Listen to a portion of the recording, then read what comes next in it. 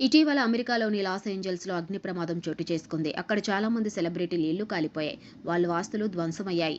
నష్టం కోట్ల రూపాయల్లో ఉంటుంది. దీంతో మంటల నుంచి తమ ఆస్తులను కాపాడుకోవడానికి అక్కడ సెలబ్రిటీలు స్థానికంగా ఉన్న నది వనరుల నుంచి నీళ్లను హెలికాప్టర్ల ద్వారా సేకరించి చెల్లించారు. ఇది సహజంగానే అక్కడ ప్రజలకు కోపం తెప్పించింది. దీంతో సెలబ్రిటీలు తోకముడవక తప్పలేదు.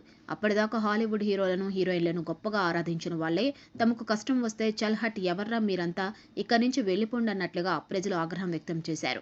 అంటే ప్రజలకు ఒళ్ళు మండితే సెలబ్రిటీలు ఉండరు. స్టారాదిస్టారులు అస్సలు ఉండరు. సమాజం ఎంతో కొంత గుర్తింపు ఇచ్చినప్పుడు సెలబ్రిటీలు దాన్ని కాపాడుకోవాలి.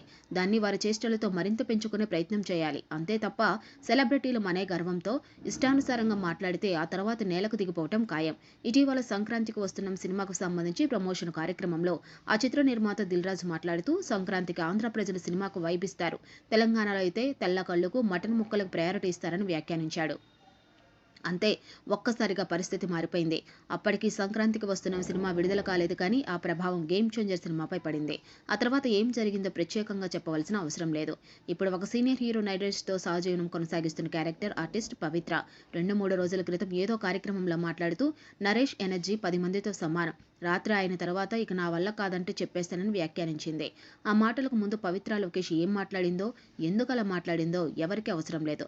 జస్ట్ 10 మందితో సమానమైన విజయం, రాత్రి అయితే నా వల్ల కాదని చెప్తాననే మాటలు మాత్రమే ఉండేలా కట్ చేసి వీడియో సోషల్ మీడియాలో వదిలిపడేశారు. ఇంకేముంది, కావాల్సినంత రచ్చ, జరగవలసినంత రచ్చ జరుగుతూనే ఉంది. పవిత్ర లోకేష్ మాట్లాడిన మాటలకు దెబ్బకు అమెరికా డొనాల్డ్ ప్రమాణ స్వీకార పర్వం కూడా వెనక్కి పడిపోయిందంటే పరిస్థితి ఎలా ఉందో అర్థం చేసుకోవచ్చు. అయినా నేటి కాలంలో సెలబ్రిటీల్లాగా ఉండటం లేదు. వారు కూడా బి గ్రేడ్ స్థాయిలో మాట్లాడుతున్నారు.